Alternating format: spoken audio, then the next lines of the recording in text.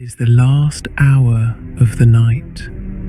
Low in the east, over a ridge that carries snow, one star is rising brighter than all the others. The star the Romans called Lucifer, the light bringer, which was only ever their plain name for the morning star.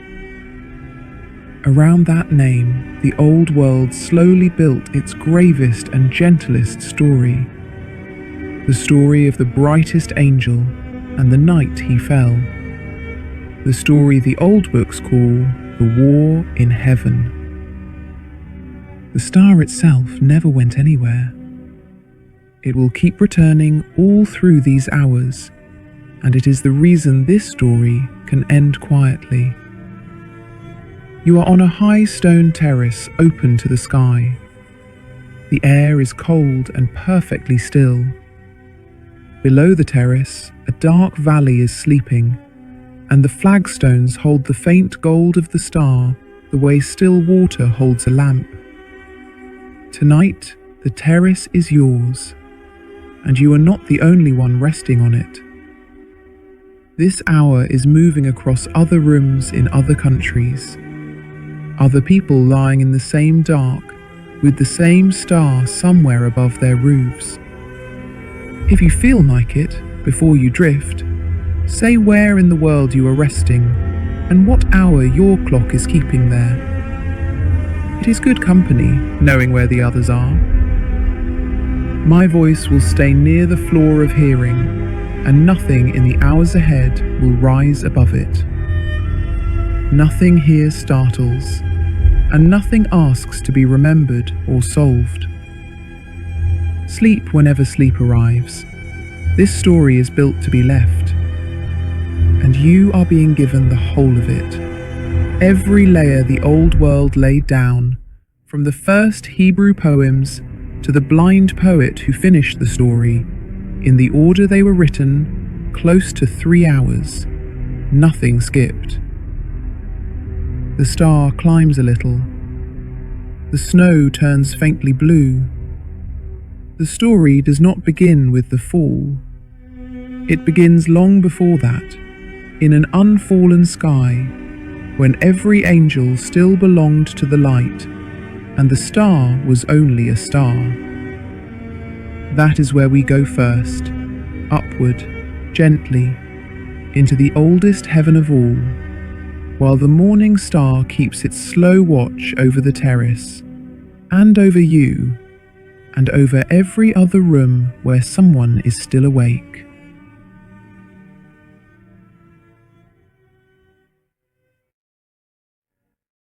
Long before anyone fell out of it, heaven was full. That is where the old books like to begin, and so it is where this story begins, with the fullness and with the quiet work. The earliest writers did not imagine an army when they looked up. They imagined a household, vast, orderly, wide awake, in which everything that happens in the sky was somebody's care. One old book, called Jubilees, opens the role of that household plainly, the way stores are counted at the turn of a season. Angels of the presence, it says, and angels of holiness. Angels of the spirit of fire, angels of the winds, angels of the clouds and of darkness and of snow and of hail and of frost, angels of the thunders and the lightnings, angels of cold and of heat, of winter and of spring, of autumn and of summer. Read at the pace it deserves, the list is a lullaby that does not seem to know it is one. Every weather that has ever crossed a window has, in this telling, a keeper. Someone whose entire employment is the frost. Someone who does nothing forever but mind the small rains that fall between seasons. Jubilees adds one detail that is easy to slide past and worth stopping on. All of these, it says, were made on the first day, before the things they were made to keep. The keeper of snow existed before snow existed. The angel of summer waited through the dark, early work of creation, holding an office with nothing in it yet, the way a lamplighter might be taken on in a city that has not laid its first street. The book of Job keeps the oldest memory of what that first heaven sounded like. When the foundations of the earth were laid, it says, the morning stars sang together, which is to say the song was already going before there was any ground to stand on. And singing is most of what the host is ever actually described doing. Centuries later, the prophet Isaiah, standing in the temple in Jerusalem, was shown the ones the Hebrew calls seraphim, the burning ones, each with 6 wings, 2 folded over the face, 2 folded over the feet, 2 for flying, and they were calling one word across the smoke to each other. Kadosh, Kadosh, Kadosh. Holy, holy, holy. At the sound of it, the thresholds of the temple trembled, the way still water trembles when something heavy is set down a long way off, and the whole house filled slowly with smoke, unhurried incense smoke, standing in the shafts of light like curtains that have decided not to move. That one word passed between the burning ones since before the world had a floor did not stay in the temple. Where it went is a small, kind story, and it belongs to this chapter. It will be told before the chapter lies down. The word seraph itself is worth turning over once, gently, in the lamplight. Everywhere else in the old Hebrew books, the same word means a serpent, a burning one, a venomous thing of the desert. And seals carved in Judah nearly 3,000 years ago show winged serpents, 4 wings, sometimes 6, made to guard whatever the seal was pressed upon. The burning ones of Isaiah's vision seem to have worn that older shape, not people with feathers, but guardians of fire, folded in their own wings, of whom the politest thing the texts can say is that even they cover their faces. As for how many of the host there were, the book of Daniel answers in the only way that makes sense at this hour, which is to say, not really with a number at all. 1,000 thousands ministered to him, it says. Arithmetic that has stopped being arithmetic and become weather. A way of writing down the sound of an uncountable congregation the way one might write down the sound of rain. The counting gives out before the count is finished, and the old writers were content to let it. A full sky, a continuous song, every season staffed, every wind attended.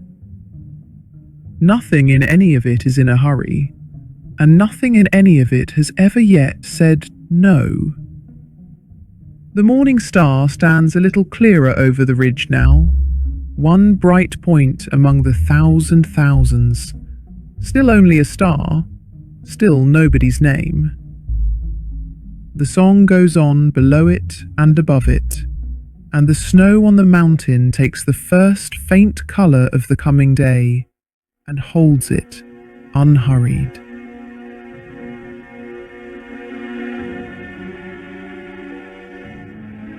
The other great shape in that crowded sky was the cherub, and the cherub has had the strangest career of anyone in this story.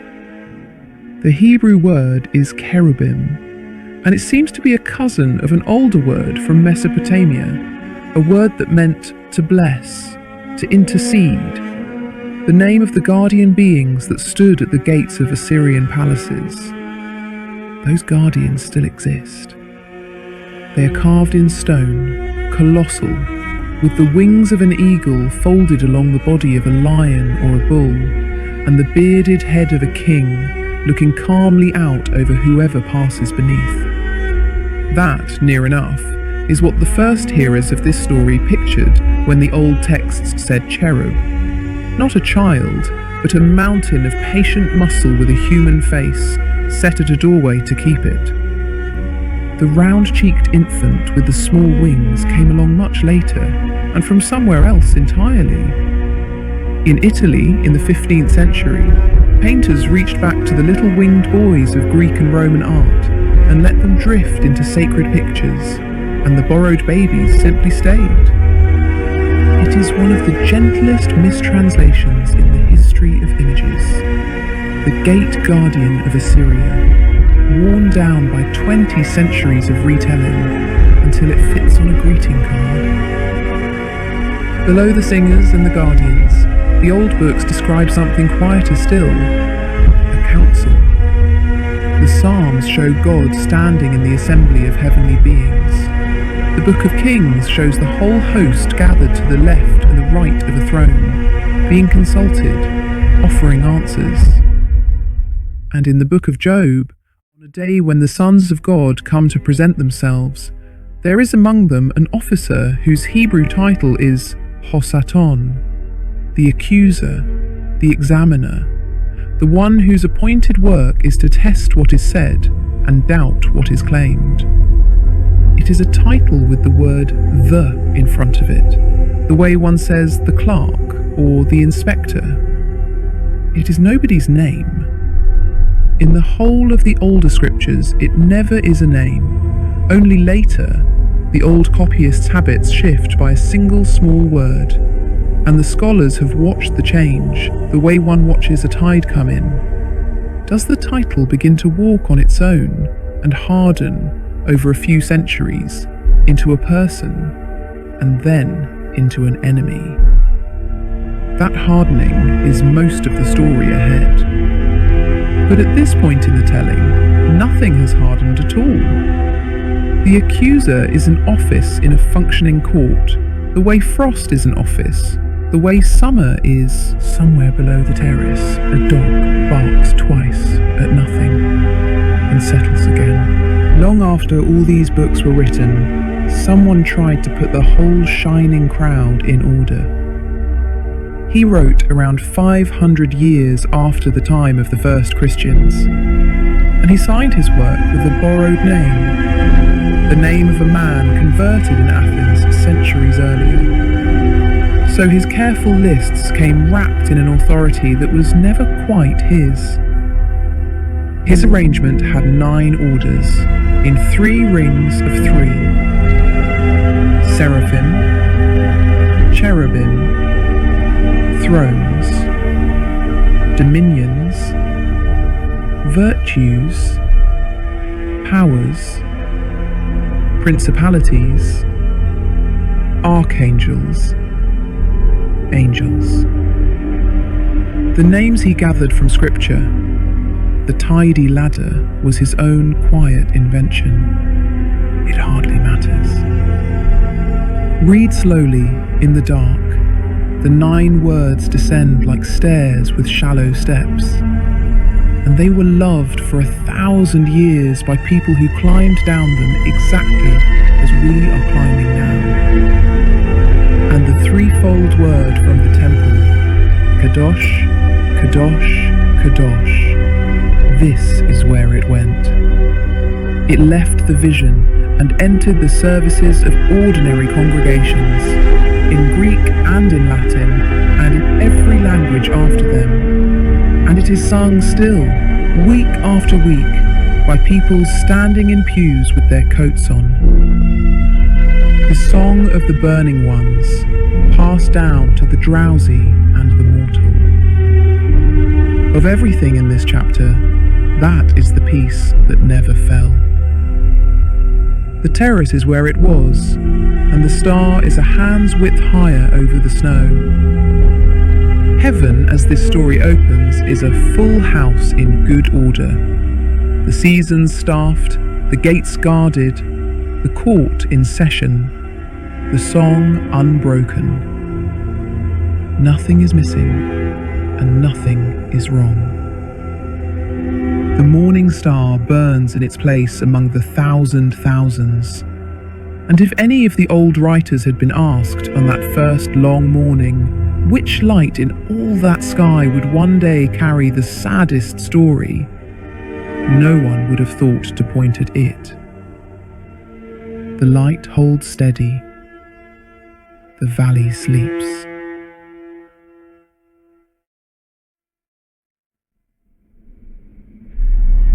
The star over the ridge has gone on rising all this while, and it is time to say plainly what it is, because everything in this chapter hangs on its habits. It is not a star at all. It is the planet Venus, the brightest of all the wandering lights, and it keeps a routine it has kept since before there were eyes to keep track of it. In its morning seasons, it climbs ahead of the sun, out of the same quarter of the sky, brighter than anything else the night has left. It gets perhaps a hand's width up, and then the dawn it has been announcing arrives underneath it, and the sky pales around it, and the brightest light in heaven dissolves, not falling, only fading, into the ordinary blue of an ordinary day. Every appearance ends the same way, an ascent and then a vanishing, every single morning, forever. The old peoples watched that routine for thousands of years, and it is exactly the kind of thing a poet reaches for when a great power comes down in the world. One such poet reached for it in Hebrew some 2,500 years ago, and what he wrote became the 14th chapter of the book of Isaiah. It is a taunt song, a song prepared in advance to be sung on the day a tyrant dies, and the text names its target in its own opening line: the King of Babylon. Babylon was the empire of the age, the city of fired brick walls that glowed like bread crust at dusk, and the song was written for the morning when all its power would be over. And at its centre, the poet set the morning star. He called the fallen king Hallel, Shahar, shining one, son of the dawn, the light that climbs highest of all the lights, and is swallowed all the same. The word Hallel is worth holding a moment, because the language itself handled it strangely. In the whole of the Hebrew Bible, that word appears exactly once. Once in this one verse, and never again anywhere. A word taken out, used, and laid back in the drawer. Where a word that rare ends up travelling is its own story, and this chapter will follow it the little distance it needs to go.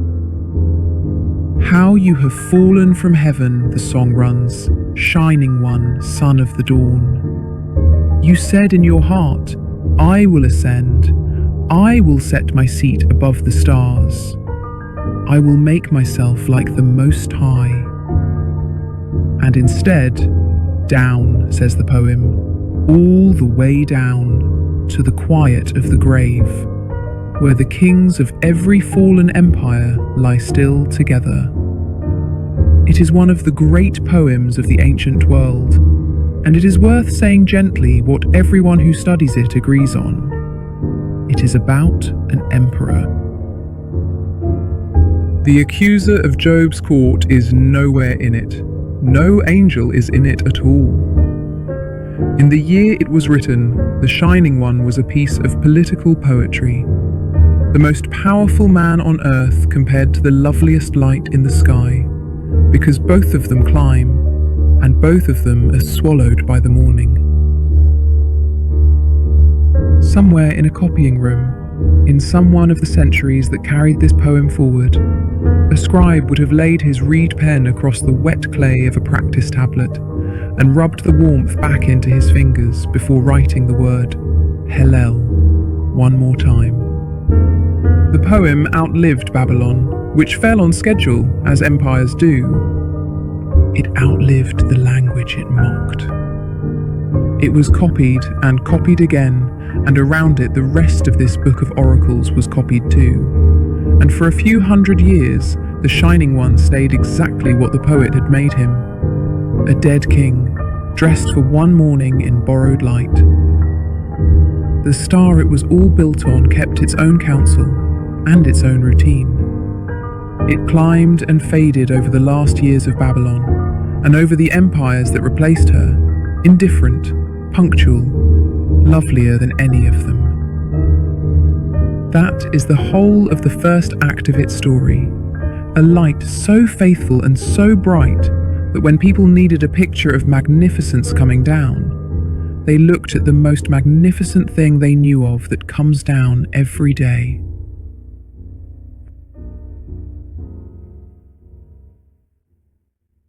The poem about the Shining One did not stay in Hebrew, and its long travels are the rest of this chapter. Slow travels, from one language into the next, each carrier changing the cargo a little without ever meaning to. There may even have been a journey before the poem.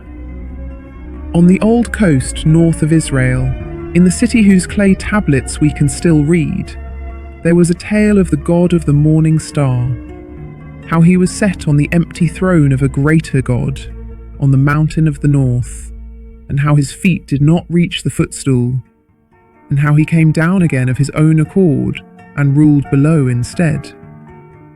Some scholars hear that story standing quietly behind Isaiah's poem.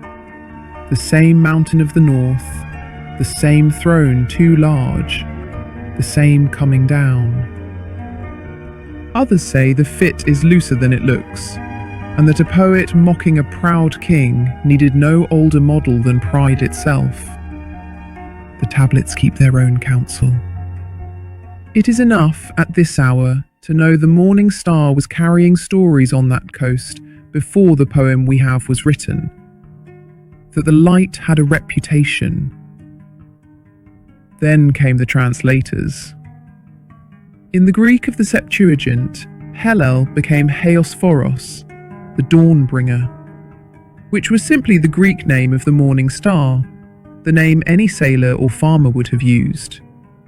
And around the turn of the 5th century, a scholar named Jerome, working the poem into Latin, wrote the word any Roman would have used for that light: Lucifer, small l, lux, light, fere, carry, carrier.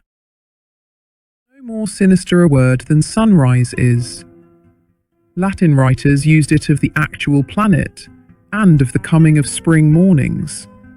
The scriptures themselves, in another book, use the same image for Christ, the morning star rising in the heart. And in Jerome's own century, there was a perfectly respectable bishop whose given name was Lucifer, and no one at his christening foresaw any difficulty. But by then, quietly, the poem had begun to change owners. Early Christian readers, Justin, Tertullian, Origen are the names we have, and no one can say which of them was first, set Isaiah's taunt beside a single sentence of Jesus, remembered in the Gospel of Luke. I saw Satan fall like lightning from heaven. 2 fallings, one bright and one swift, laid side by side on a desk. And once they had been laid together, they began, slowly, to fuse. The Shining One of the poem stopped being a dead emperor and became the accuser of the old court. The metaphor of the swallowed star became a memory of an actual morning or an actual night before any mornings existed. None of these readers used Lucifer as a name. That came later still, in the Latin West, in the long medieval centuries, when the small l quietly capitalized itself, and the word slid from being what the star is called to being who the angel was. By the time anyone thought to object, the most beautiful light in the sky had been carrying the adversary's name for hundreds of years. That is the strange full journey of the word used once. A poet took it out of the drawer for a single morning's work. Translators carried it west in their saddlebags. Readers with other troubles on their minds bent it toward the enemy of their souls. And the rarest word in the Hebrew Bible ended as one of the most famous names in the world. A name for someone the original sentence never mentioned. Nothing in the history of words fell further or more gently than Hillel.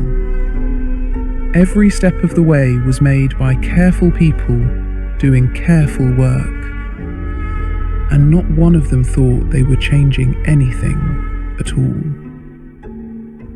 And here is the quiet coda that this chapter has been saving, and the reason its story can be checked without any book at all. The planet is still there.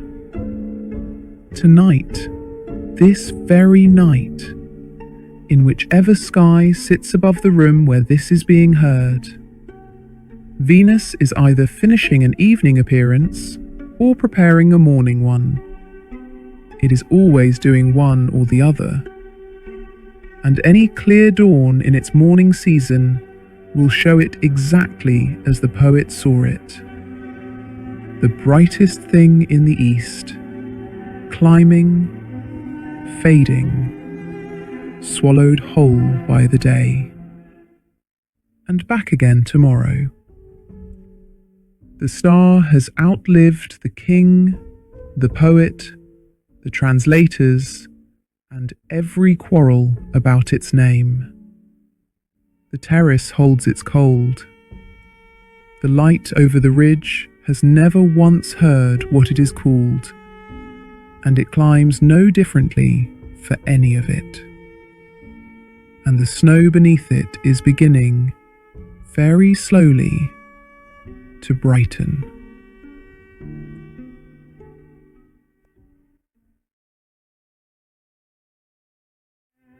There is a second old poem folded into this story, and it is set higher than Babylon, higher than anywhere, on the holy mountain of God, among stones that burn and are not consumed.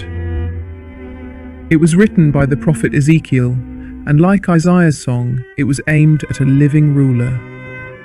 The prince of the island city of Tyre, a merchant king behind sea walls, rich the way only harbours are rich. The prophet was told to raise a lament over him, and the lament he raised is the most gorgeously dressed passage in all the old scriptures. You were the seal of perfection, it says to the king, full of wisdom and perfect in beauty. You were in Eden, the garden of God.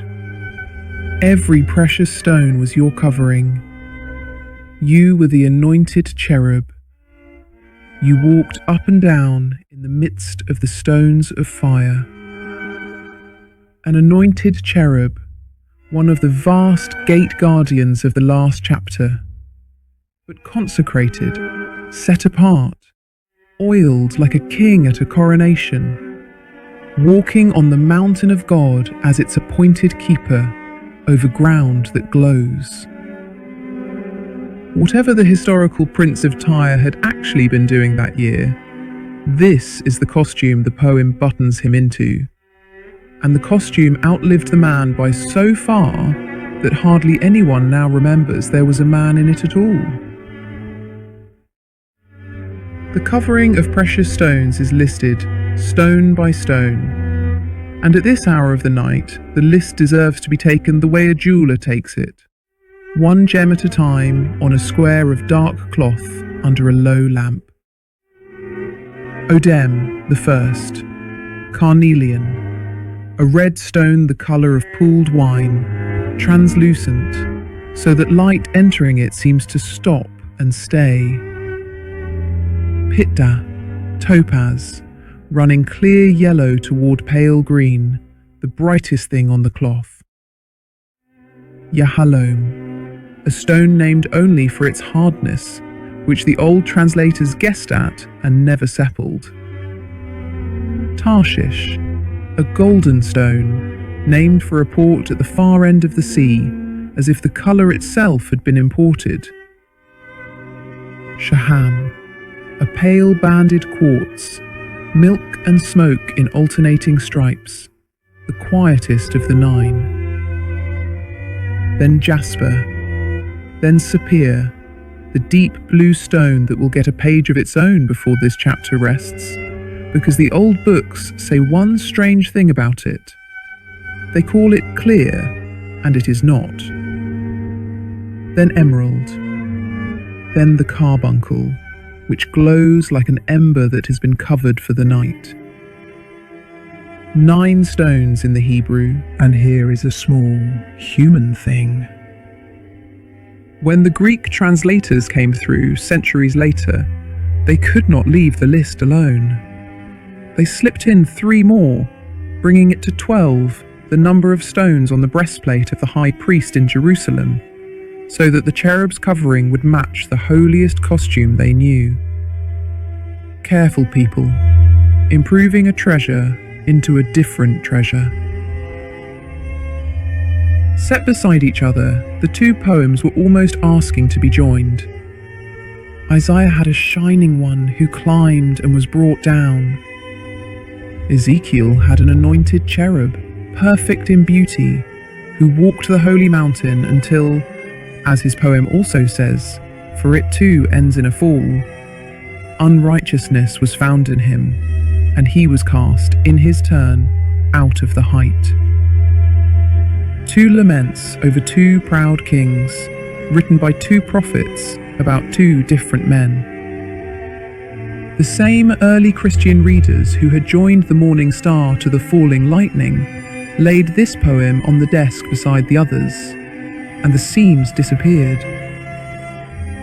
Out of 3 texts that never knew each other, a single figure assembled. The highest of the angels, anointed keeper of the mountain, perfect in beauty, clothed in 9 fires, who looked at all of it and wanted the one seat that was not his. That assembled figure is the Lucifer the later world knows. It is worth saying once, plainly and without any drama, that he is a composite, a being stitched with love and great care out of poems about human kings.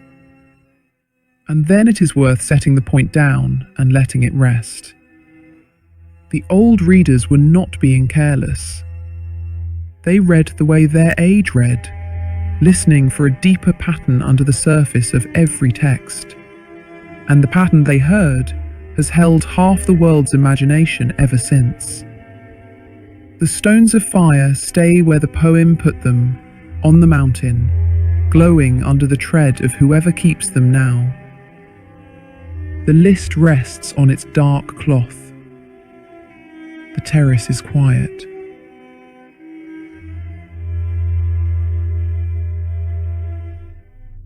The mountain the cherub kept was given surroundings over the centuries by 4 other visions, and walking through them slowly, one lit room at a time, is the gentlest work this episode has to offer. The first and oldest is barely a vision at all. It is a glimpse in the book of Exodus, from the day the elders of Israel went partway up the mountain of the covenant. They saw, the text says, under the feet of God, a paved work of sapphire stone. And here the strange word comes back, like the very heaven for clearness. Now, sapphire is not the sapphire of a modern ring. The stone the old world knew by that name is the one we call lapis lazuli. Deep blue and not clear at all, opaque as painted wood, flecked through with small points of gold, which are a mineral fire the stone carries in itself. The ancient naturalists describe exactly that: a blue stone dusted with gold, which no light passes through. So the old sentence seems, for a moment, to contradict itself, praising an opaque stone for its clearness. The answer the readers settled on is lovelier than the puzzle. The clearness is not the clearness of glass, but of weather, of a sky with nothing in it, blue all the way up, the way the heaven itself is clear on the stillest morning. A pavement of that, deep blue underfoot, scattered with fixed gold stars, and cool, presumably, the way polished stone in a high place is always cool. Heaven's floor, in the oldest glimpse we have of it, is a night sky walked on from above. The prophet Ezekiel was shown more. His vision opens with a great cloud coming up out of the north, with fire folding itself within it, and a glow around it the colour of amber. Inside it he saw the living creatures, and beside each one a wheel, and the rims of the wheels were set all around with eyes, which sounds alarming told quickly, and is not told slowly. Nothing about the wheels hurries or hunts. They are simply awake in every direction at once, the way the whole host of the first chapter was awake. A wakefulness so complete it has stopped needing to look at anything in particular. Above the creatures stretched a firmament like crystal. The text says, terrible crystal, meaning only crystal so vast it humbles. And above the firmament, a throne of sapphire again, the same blue stone. And when the vision returns some chapters later, a man clothed in linen is told to step between the wheels and gather coals of fire from among them. And the whole house fills, slowly and without any menace at all, with cloud and with brightness at once. The book of Daniel adds the throne in motion, a seat of fiery flame on wheels of burning fire, its occupant robed in a garment white as snow, and out from before the throne a stream of fire issuing, steady as a river. Fire behaving. In every one of these rooms, less like a hazard and more like water, flowing, standing, pooling underfoot, kept. And the last of the 4 rooms is in the last book of the Bible. There the throne is circled by a rainbow like an emerald. A rainbow, that is, that has calmed down out of its 7 colours into one deep green. And before the throne lies a sea of glass, like crystal. An entire sea, with nothing moving on it, level from shore to shore, holding the light the way a floor of lapis holds its gold. That is the setting the tradition built for its brightest angel, assembled from 4 visions, the way the angel himself was assembled from 2 poems. Blue pavement, crystal firmament, wheels of patient eyes, a river of fire that keeps its banks, a green rainbow, a sea that has never once moved. Every element burns, and none of it is burning down.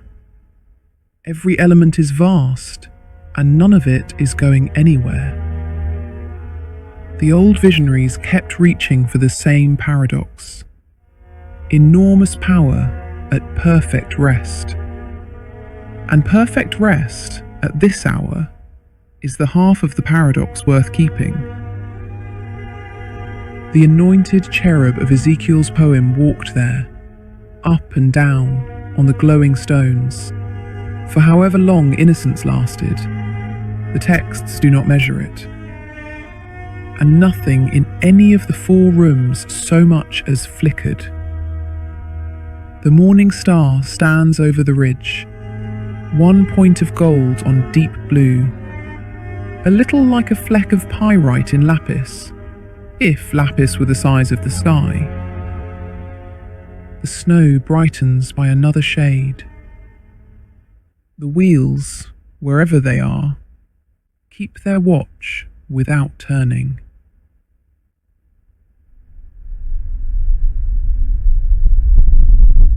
So far, the highest angel has only been described: his beauty, his covering, the rooms he kept. What remains is the moment he said no. And here the old books do something unexpected and rather comforting. They disagree. There is not one story of the refusal. There are several, told by different peoples in different centuries, each certain of its own reason, and this chapter will lay them out side by side, unhurried, like cloths taken down from a shelf and unfolded one at a time on a long table. The first cloth is the oldest full scene we have. It comes from an ancient book called The Life of Adam and Eve, and it is set in the first days of the world, when Adam has just been made. The newest thing in creation is standing in the garden, with the dampness of the clay still about him. And the command goes out, carried by Micheal, that the angels are to come and honour him, this small, late-come, breakable being, because he is the image of God, and honouring the image honours the Maker.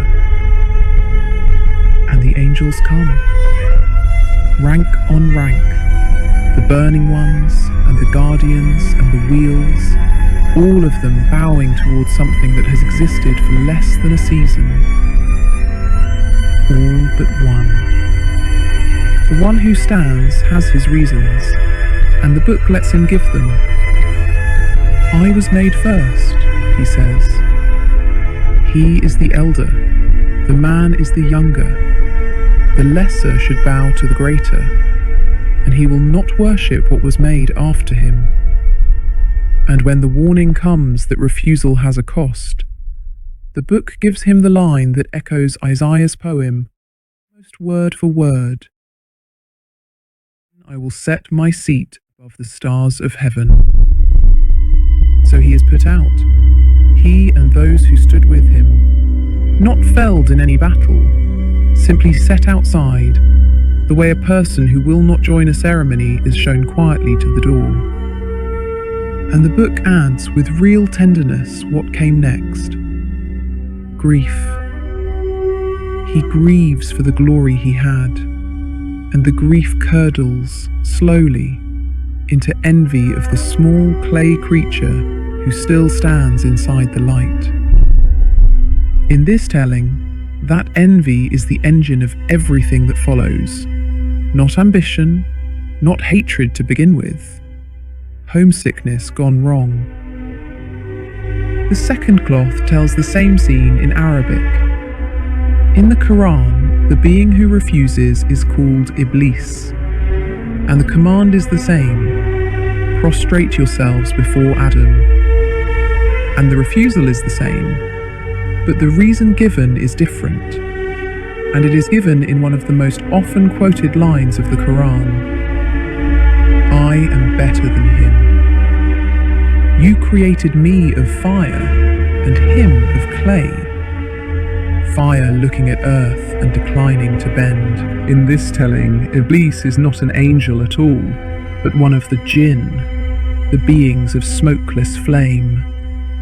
And what he asks for, once the sentence falls, is not pardon, but time, a reprieve until the day of judgment, and the reprieve is granted. That is the quietly astonishing turn of the Quranic story. The refuser asks for patience and receives it. No war follows. What follows is a long, appointed waiting, with the terms set on it, known to both sides. Between the two tellings, it's an old Syriac book, The Cave of Treasures, carrying the scene from the one tradition toward the other, like a ferryman who works both banks. 2 cloths on the table now, and already the reasons will not line up. The elder who would not bow to the younger, the fire that would not bow to the clay. Rank in one, substance in the other. What the tellings share is the shape, a single figure standing upright in a field of bowing light, one reed unbent in all that wind, and the strange gentleness of the consequences, a door, a grief, a granted delay. Nothing in either story is loud. The loudest thing in the room, both times, is the silence after the one word, no. The table is long, and there are more cloths to unfold. And the next ones were woven by the rabbis, who heard the story differently again. Far over the terrace keeps its climb, while they are taken down from the shelf. There is no hurry. The unfolding is the story now.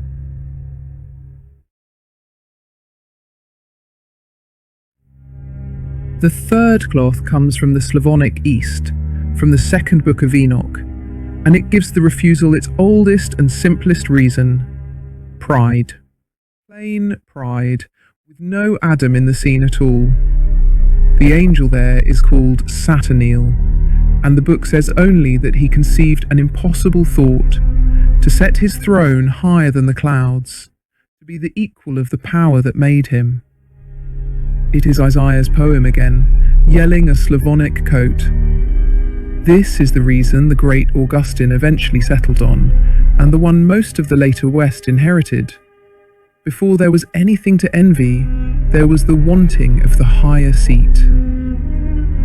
And a fourth cloth, small and old, from the book called The Wisdom of Solomon, adds its one line of accounting, that it was through the envy of the devil that death entered the world.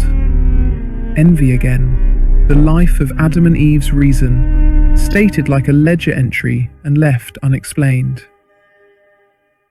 Then come the rabbis, and the rabbis, characteristically, changed the subject in the most humane direction available. In their great commentary on Genesis, there is a scene set just before the making of man, in which the ministering angels form parties, like elders at a town meeting, to debate whether he should be made at all.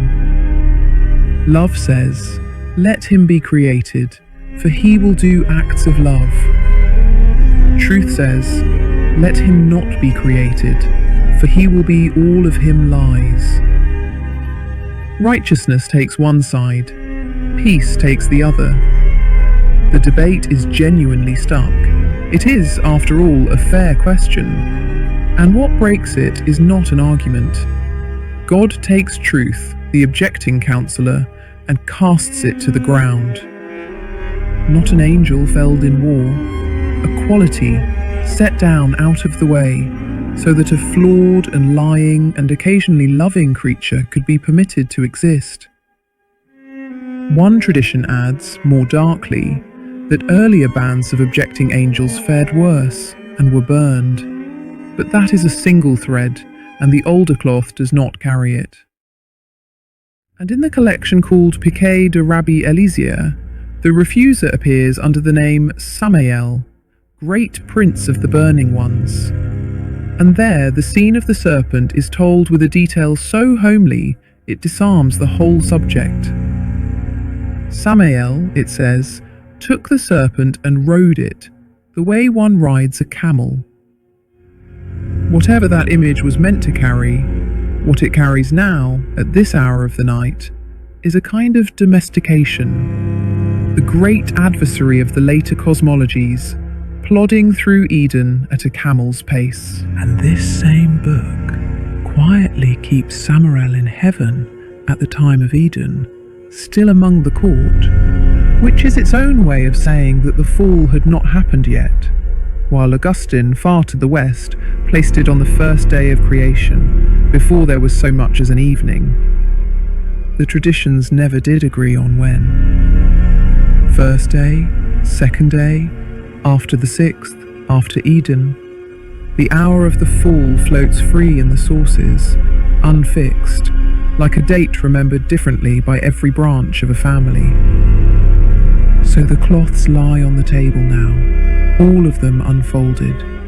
Pride in the Slavonic telling, seniority refused in the life of Adam and Eve, fire's contempt for clay in the Quran, envy in the Book of Wisdom, and the rabbi's town meeting where the objection was not even his. No version wins. The tellings are left lying beside each other, exactly as the centuries left them, edges not quite matching, each one certain, none of them agreeing. And somewhere behind all of them, unwitnessed by any writer, whatever actually happened in the story's own world happened. It happened long ago. That is the one thing every cloth says the same way. Long ago, and already over, and no longer anyone's emergency. The table can be left as it is. Night tables usually are. The morning star has climbed through the whole unfolding without once pausing to take a side, and its light lies along the folds of the argument like dawn along a range of small hills, and the terrace is still cold and still safe, and the valley below it has not stirred.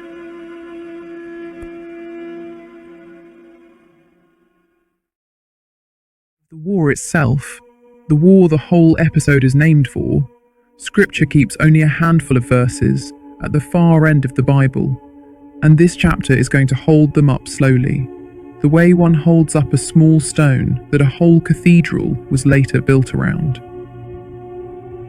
They sit in the 12th chapter of the book of Revelation, and in the older English, they run close to this. There was war in heaven. Micheal and his angels fought against the dragon, and the dragon fought and his angels, and prevailed not. Neither was their place found any more in heaven. And the great dragon was cast out, that old serpent called the devil and Satan, and his angels were cast out with him. That is nearly all of it. 2 sentences of fighting, if they can even be called that. No weapons are named, no wound is described, no single blow is recorded. Nothing about the battle is told, except that it happened and that it failed. The text does not even give it a day. And then, having spent so little on the war, the passage spends itself freely on the falling. Cast out, it says, and cast out again, and cast out a third time. The same quiet verb tolling through the verse like a bell rung slowly, as if what mattered to the writer was never the struggle, but the leaving. The moment the sky held fewer beings than it had held the moment before, and closed over the difference, and kept its shape. A few verses earlier, the dragon's tail is described sweeping a third part of the stars of heaven down to the earth.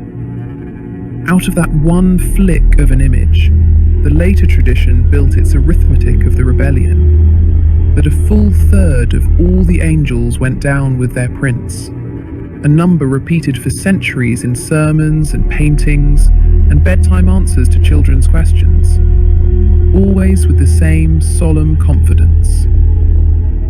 The verse itself is stranger and softer than the arithmetic. Careful readers have long noticed that the sweeping of the stars happens before the war is even mentioned, and some of them doubt the stars were ever meant to be angels at all. Stars in that book carry several meanings, and one of the quieter readings makes them something else entirely. The old picture and the careful doubt can lie side by side without quarrelling, the way everything else in this story has learned to. A third of the stars, or a figure of speech. The tradition took the grander reading, and the scholars keep the smaller one. and the verse itself keeps its own counsel, as verses do. To these few lines, the Gospels add exactly one sentence more. Jesus, hearing his followers report their day, says, "I saw Satan fall like lightning from heaven." 6 words of witness in the English for the entire event, and the comparison he reaches for is worth resting inside. Lightning is the briefest of all bright things. It does not descend so much as it is simply finished. The eye keeps the shape of it after the sky has already closed. A fall like lightning is a fall over almost before it is seen, and long over by the time it is told, which is perhaps the gentlest thing that can be said about any of this. Whatever happened, happened the way lightning happens. By the time the witnesses had turned to one another, the sky was whole again. The old letters also say where the fallen arrived, and the oldest answers are not a kingdom, and not a throne, and nothing like the busy administrative hell of the later imagination. The letter of Jude says the angels who did not keep their first estate are held in everlasting chains under darkness.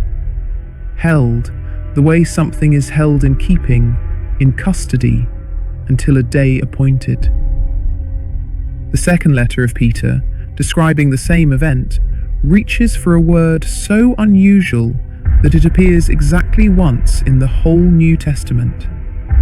The writer made a verb out of Tartarus, the deepest place in the old Greek picture of the world, below even the underworld proper, and wrote that the angels were Tartaroed, if the coinage can be carried into English at all, placed in the deepest keeping there is a word for. Once and never again. This story has a way of attracting words that are used a single time and then retired, as if the language itself preferred not to make a habit of any of this. Chains of darkness. A borrowed abyss. Custody, not conquest. A holding, not a burning. The earliest picture of the fallen angel's whereabouts is closer to a sealed archive than to a furnace. There is one more way to hold these verses, and it is the most settling of all, and it is the reason this chapter can close early and gently. The oldest surviving copy of the war in heaven is a physical object. It is a papyrus codex, a bound book of papyrus leaves, copied in the early 3rd century, 17 centuries ago. And among the passages it carries is the 12th chapter of Revelation, in small brown ink, in the tidy hand of a copyist whose name no one recorded. It rests now in a library in Dublin, in Ireland, in a quiet building where coats are left at the door and the light is kept low to spare the leaves, and dust settles there slowly in one shaft of window light, with no one hurrying it. That is the war as an object. Some ink on a leaf of papyrus, in a case, in a hushed room, in a rainy city. The most violent event in the whole architecture of heaven, and it can be leaned over and looked at for as long as anyone likes, and it does not move. This is what the chapter meant at its opening, about the smallness of the stone and the size of the cathedral. Everything vast about the war in heaven was built later, around these few quiet lines, by centuries that needed it vaster. The lines themselves have been resting for 1700 years. And the aftermath, as the tradition frames it, is the most remarkable non-event in Scripture. Heaven, afterwards, is exactly as full of song as before. The same holy, holy, holy that the burning ones were calling across the smoke in the first chapter of this episode is still going in the last book of the Bible, around the emerald rainbow, over the sea of glass, unbroken, uninterrupted, as if the entire war had happened between two notes of it. No text describes the host mourning its lost third. No text describes the gap where the brightest one had stood. The song simply continues, and the continuing is its own kind of mercy. Whatever fell out of a music that never stopped playing. So the war can be set down now, already told, already archived, already old. What remains ahead of this episode is everything gentler that gathered around the fall. The other descent on the snowy mountain. The scribe who carried a petition. The bindings and the errands and the poets and the hillsides where the folk memory let the fallen come to rest. The hardest verses are behind. The morning star stands over the ridge, unswept, unfallen, keeping the appointment it has kept since the first chapter, and the snow under it has gone the pale blue of the hour before colour returns, and in the library in Dublin it is the middle of the night too, and the leaf of papyrus lies in the dark of its case, and the ink rests on it, and nothing anywhere in this story is fighting anyone anymore.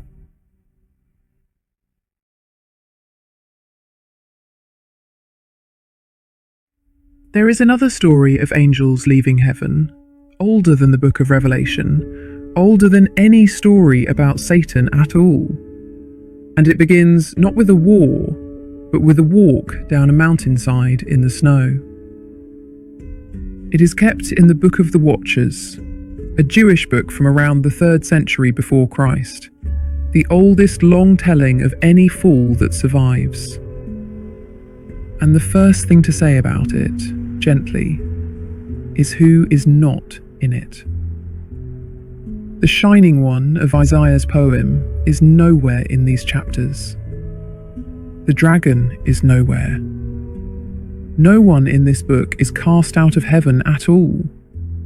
The angels in it leave on their own, walking, of their own accord, which is a stranger and sadder and altogether quieter thing.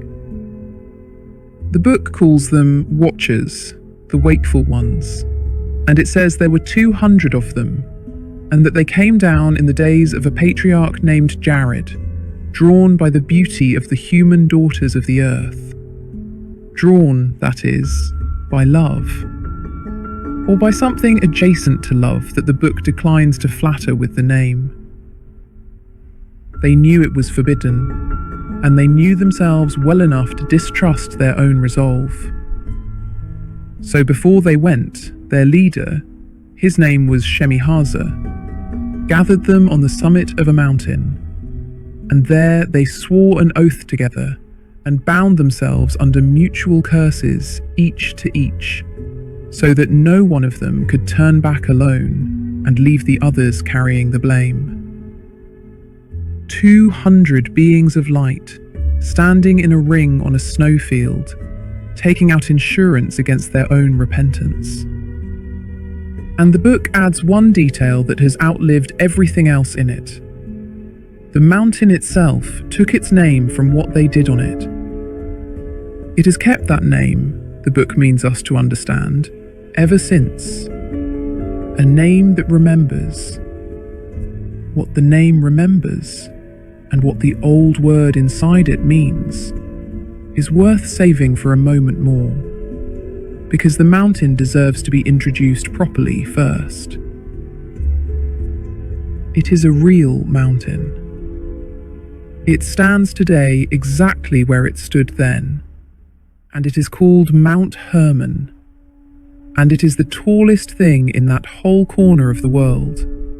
Over 9,000 feet, snow-covered from December into April, so that for a third of every year its summit is the white of the oath field the old book describes. Below the snow line, the slopes go down through oak and pine and poplar into the warm air of the valley. And at its southern foot, the mountain does the thing it is most loved for. The snowmelt, having sunk through all that limestone, comes out again in springs, cold, loud, continuous. And the springs become the headwaters of the river Jordan. For centuries there was a sanctuary at the largest spring, built at the mouth of a grotto, where the water comes out of the dark of the rock into the light. The old world found the place holy long after the Watchers' business there was done, and its ruins are still there, beside the still running water. One more thing about the mountain, and it is the gentlest fact in this chapter. Because the summit holds snow while the valley holds heat, the nights on and around Hermon condense extraordinary dew. Dew heavy enough to soak a blanket. Dew that beads on everything before dawn. And that dew was proverbial. The Psalms reach for it when they need a picture of pure blessing. Like the dew of Hermon, one of them says, of kindness between brothers. The mountain of the great transgression and the mountain of the proverbial blessing are the same mountain. Every night, to this day, it does the same quiet work. The snow breathes, the air cools, and everything on those slopes is jeweled by morning. And the name? The old word inside Hermon is herem, a vow, a ban, a thing set apart so absolutely that it cannot be taken back. The mountain is called, in effect, Mount Oath. That is what the book meant. The 200 bound themselves with a herem on the summit, and the mountain has carried the receipt in its own name ever since. A mountain named not for a god or a king, but for a promise that could not be unmade, and jewelled every single morning since with the heaviest dew in the old world's memory.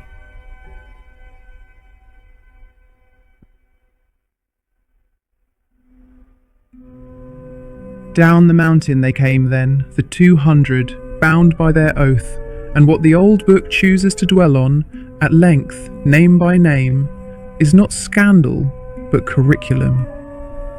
The Watchers taught. Each of the chiefs had a subject, and the book reads out the faculty list like a school prospectus from the beginning of the world. Azazel taught the working of metal, how to find it in the earth and how to bring it out and shape it, blades and the armour that answers blades, but also bracelets and ornaments and the setting of precious stones and the mixing of dyes and the art called the beautifying of the eyelids. That last one is worth slowing down for because it is so particular and so tender and so strange a thing for an angel to have carried down a mountain. He taught the making of coal, a dark mineral crystal, ground fine as soot, mixed with a little gum, kept in small pots of alabaster or ivory, pots the size of a thumb, with their little applying rods, thousands of which still come quietly out of the ground wherever the old world is excavated. The grey glitter of ground coal in a white alabaster pot, that, as much as any sword, is what the book says the fallen brought us. The lining of an eye, a softness. And the others taught the weather and the sky. Shemihaza himself taught enchantments and the cutting of roots, herb lore, the knowledge of what grows and what it does. Barakiel taught the reading of the stars for meanings. Kakabiel, the constellations themselves, star by star. Ezekiel, the knowledge of the clouds. Arachiel, the signs of the earth. Shamsiel, the signs of the sun. And Sariel, the courses of the moon. Set the list beside the list from the first chapter of this episode, and something almost unbearably gentle appears. These are the same offices. Clouds, stars, sun, moon, the growing things. The very departments the loyal angels keep from above, taught now from below, at eye level, around fires, to people. The Watchers did not bring down foreign knowledge. They brought down their own work and handed it over. The book is equally plain that it all went wrong, and this telling will honour that in one removed breath, the way a grandparent does.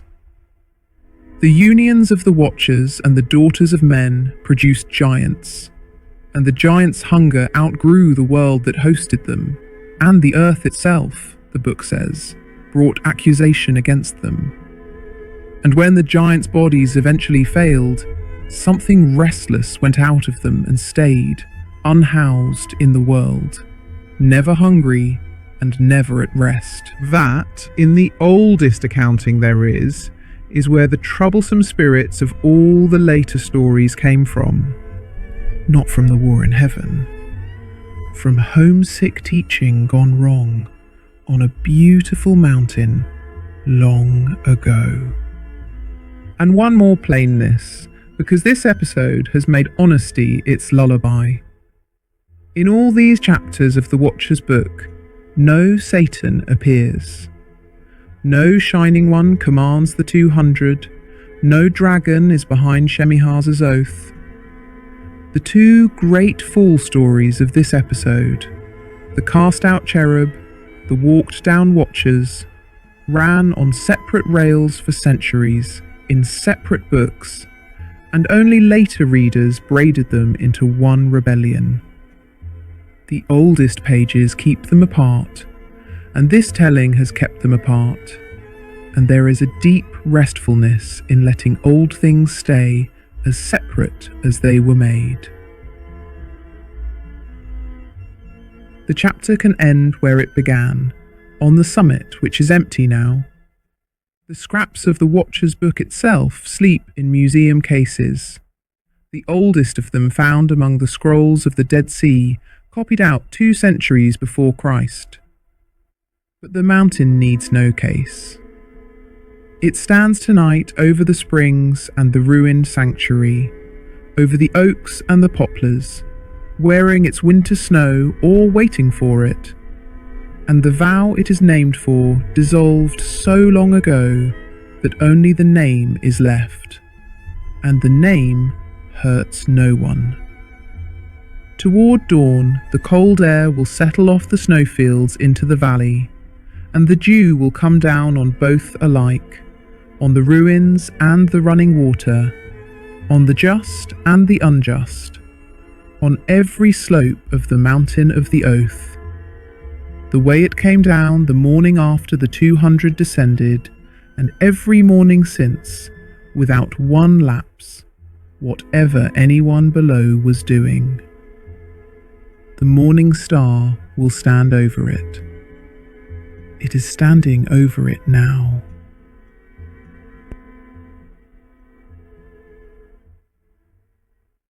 Between the fallen on their mountain and the heaven they had left, there was exactly one go-between both sides trusted, and he was not an angel of any rank. He was a man, the 7th generation from Adam, and why it was him of all the beings in creation is a homely little riddle that this chapter will answer almost at once, because the answer is part of its sweetness.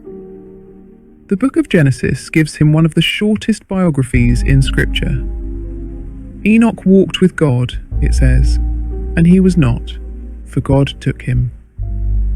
4 quiet clauses for a whole life. Walked with, The Hebrew is companionable, habitual, the verb of two people who take the same path every evening because they like each other's company. And then was not. No deathbed, no burial, no mourning. A man who kept walking one evening past the usual turning home place. Around that gap in the record, the later books grew like moss around a missing stone, and the greatest of them, the Book of the Watchers again, gave him his title and his employment. Enoch, it calls him, the scribe of righteousness. That is the answer to the riddle, and it was never anything grander. He could write, and he was honest. In an age when heaven and earth still shared a border, the being both sides could agree on was an honest secretary. So when the Watcher's teaching had gone wrong, and the accusation of the earth had been heard, and the 200 understood at last what they had traded away, they did not go up the mountain to plead. The book says they could not, that shame had taken from them the ability to lift their eyes, which is one of the most precise things any ancient writer ever noticed about shame. They needed someone to look up on their behalf. And so the fallen came to the honest secretary and asked him to do for them the thing scribes have always done for the people of this world, to take down a petition and put it into fair words and carry it to an office they could no longer enter themselves. He agreed. He wrote out their petition for forgiveness, the request of angels drafted by a man, and he carried it southwest of the mountain to the waters of Dan, one of those cold, loud springs where the snowmelt becomes the young Jordan. And there he sat and read the petition aloud, over and over, with the water talking underneath the words the whole time, until, and the book says this with no embarrassment whatever, he fell asleep. Mid-task, mid-prayer, by running water, the scribe of righteousness nodded off over his own fair copy, and the answer came to him there in his sleep. It is worth pausing on the mechanics of that at this hour of the night. In the oldest full angel story humanity owns, sleep is not a lapse from the work. Sleep is where the answer was delivered. What was delivered was a vision, and it is the single richest thing in the whole tradition, the passage every later heaven leans on. Clouds invited him, the book says, and a mist summoned him, and the courses of the stars hastened him upward. He was carried to a wall built of crystal, wreathed around with tongues of fire, and through the fire into a house whose walls were crystal too, laid like a tiled floor stood on end, with a ceiling that was, the book's own words, like the path of the stars. And the house did something no house since has managed. It was hot as fire and cold as ice, both at once, entirely. No delight of life was in it, the text says plainly, and yet he was not harmed there. He stood in the paradox the way one stands in weather. Beyond the first house was a second, greater house, built wholly of flame, and in it a throne of crystal with wheels like the shining sun, and on the throne a presence whose garment was whiter than any snow, whiter, the listener may quietly note, than even Hermon's. And from beneath the throne came rivers of living fire, the same tame fire that has flowed through every room of this episode. And there, in that unbearable and unharming place, the honest secretary was given the answer to carry back down. The answer was no. The petition would not be granted. What had been set in motion would run its term. No thunder attends the refusal in the text. It reads less like wrath than like an old judge declining, with finality and without cruelty, a request the law simply cannot allow. And the book, having built the most magnificent room in ancient literature, lets the no be said in it quietly, once, and moves on. A no delivered like snowfall, covering everything, raising its voice at nothing. Enoch carried it down. And here the story does the kind thing, the thing that makes this chapter the episode's warm centre. Heaven did not send the messenger home. Instead, the archangel Uriel was appointed to walk with him, the old companionable verb again, and to show him everything. The storehouses where the winds are kept, the courses of the sun and the moon, each with its gates of rising and gates of setting. The ends of the earth, the foundations, the places past the places. Room by room, the universe was shown to the sleepy secretary, the way a house is shown to a guest who will be staying. Not tested on it, not lectured, simply shown, because someone thought he should see it. Most of the Book of the Watchers is that tall. The oldest angel book in the world is, by page count, mostly a quiet walk with a patient guide. The book itself, afterwards, had a life very like its heroes. It walked with everyone for a while, and then it was not. The old churches of Europe lost it entirely. For 1,000 years it survived there only as rumour and quotation. But far south, in the highlands of Ethiopia, the scribes never stopped copying it, in the old liturgical language called Ge'ez, generation after generation of careful hands. And it is because of them alone that the full book exists at all.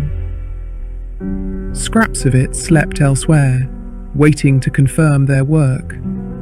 Aramaic fragments in the caves above the Dead Sea, copied 200 years before Christ, folded into the dark with the other scrolls. And one Greek copy, on parchment, was found in Egypt in the 1880s, in the most trusting library ever chosen. It had been buried in the grave of a monk, laid away with him like a friend. A story about angels, carried across 17 centuries in satchels, in mountain scriptoria, and in at least one grave, by people who each did nothing more heroic than not stopping. The caves above the Dead Sea can be visited now. The buses come and go at the foot of the Marl cliffs, and the openings stand in the rock face exactly as they stood when the jars were inside. It is bright, dry, mineral country, silent by mid-afternoon when the heat leans on it. Whatever one believes about watchers and petitions, the caves are as real as the mountain, and the fragments they kept are under glass in quiet rooms, and the ink on them is the same ink some patient hand set down while the watcher's story was still nearly new. The chapter can settle there, on keeping, which is what it was about all along. A man kept honest records, a mountain kept a name, the Ethiopian scribes kept a book, a monk kept it into his own grave, the caves kept their jars, and sleep, in the oldest telling, kept its dignity, the one door through which the answer chose to come. The morning star has kept its post above the terrace all this while, the way it keeps it above the caves and the highlands and the cold springs of Dan. and the night has gone deeper and softer around it. And somewhere in all the kept things of this chapter, there is room for one more sleeper, adding one more quiet page to the record of those who drifted off mid-story and were not blamed for it.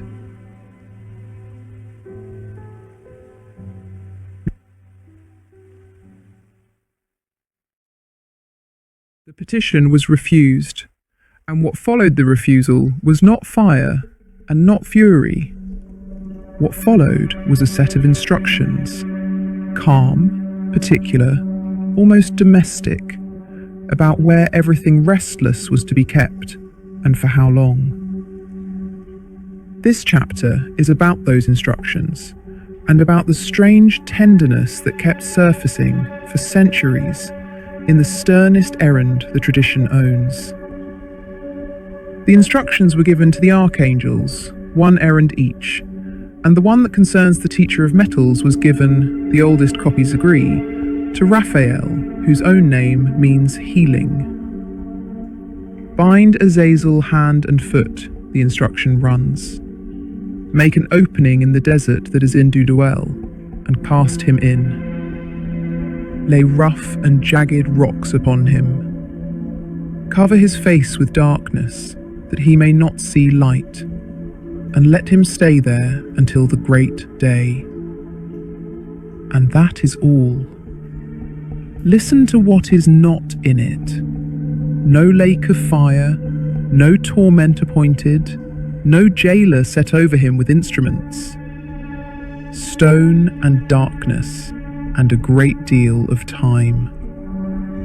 The oldest sentence passed on the brightest teacher of the fallen reads less like an execution than like something being put away, wrapped, weighted, shelved in the dark of a deep drawer by a being whose name means healing, until a day with a name on it comes.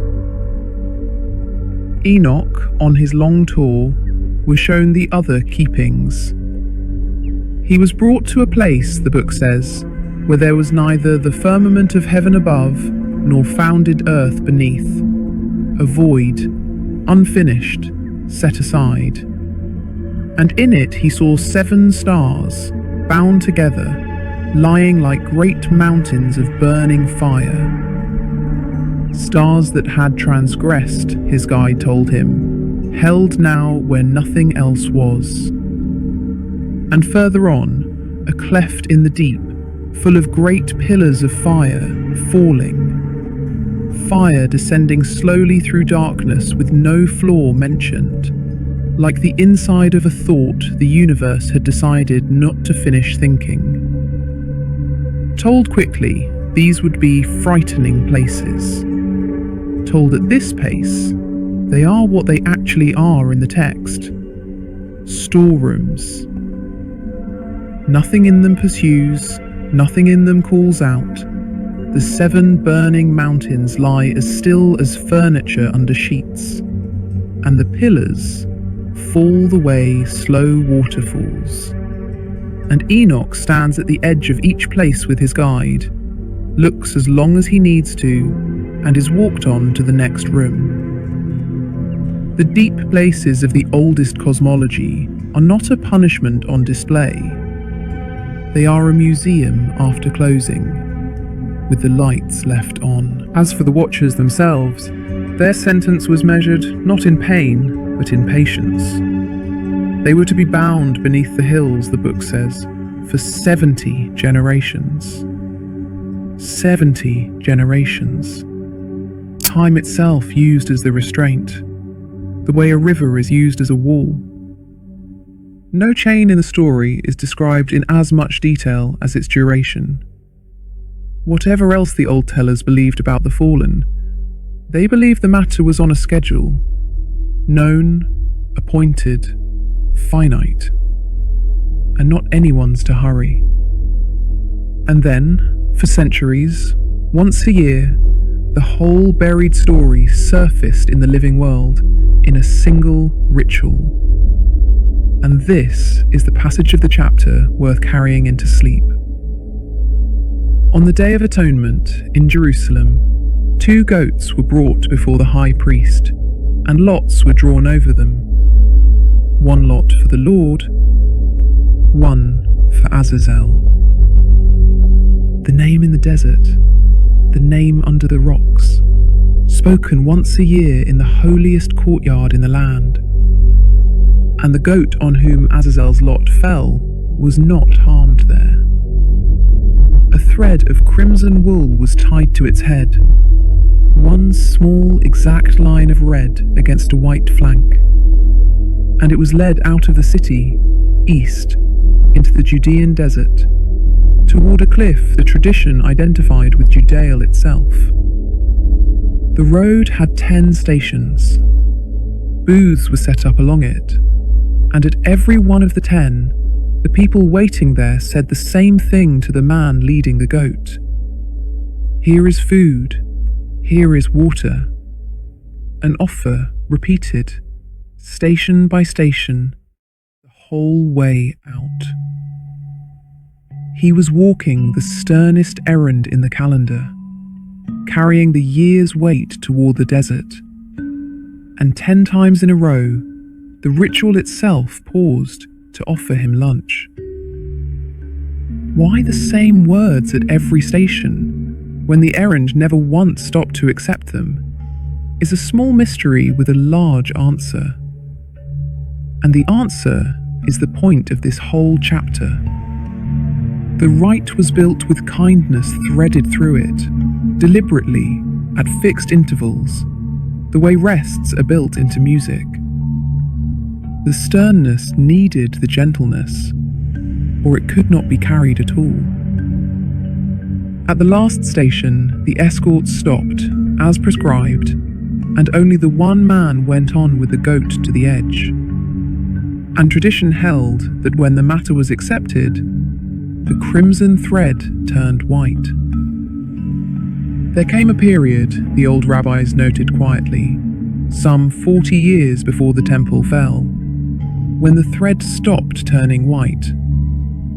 They recorded it the way one records weather, and kept the record. And that too is part of the story now, folded in without comment like everything else. The pattern proved durable beyond its own religion. When the last book of the Bible comes, at the very end of things, to say what finally becomes of the dragon, it does not reach for destruction. It reaches for this: a binding, a sealed opening, a term of years set in advance. The scholars point out in their patient footnotes that the writer of Revelation is leaning on the Watchers book and on the old atonement road, whether he knew their names or not. From Betrayal to the last page of Scripture, the answer to the unhealable stayed the same for 1,000 years of writing. Not fire, but keeping. Not an ending, but a term. The old world did not believe evil could be unmade, and it refused to pretend otherwise. And out of that honesty, it built the most patient theology it could. Everything restless held safely, somewhere deep, on a schedule known to the house. The desert those errands walked into is still there, and it closes this chapter. East of Jerusalem, the land drops and dries within a single afternoon's walking. Rose-grey rock, dust the colour of old bread, wadis that hold shadow like water.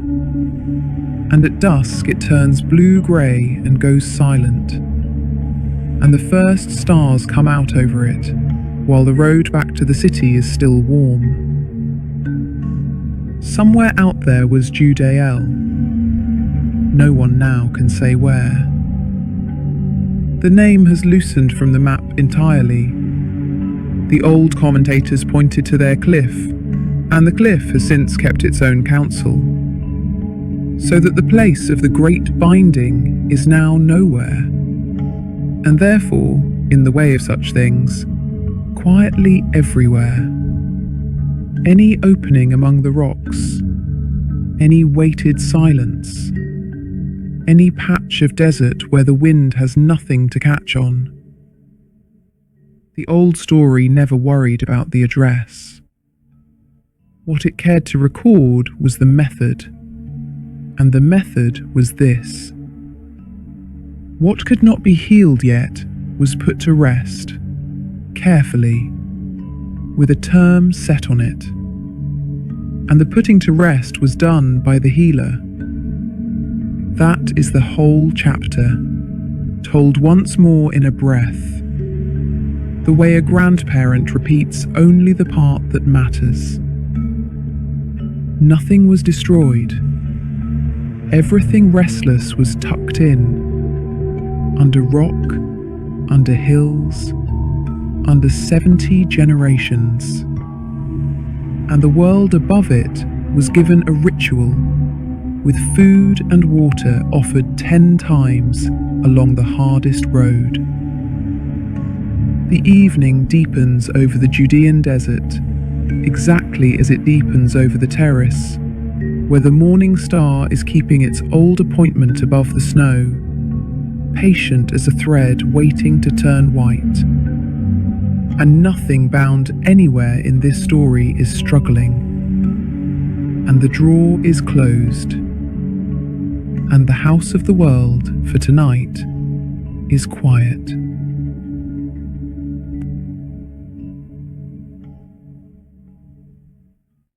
Every road in this episode so far has followed the ones who left.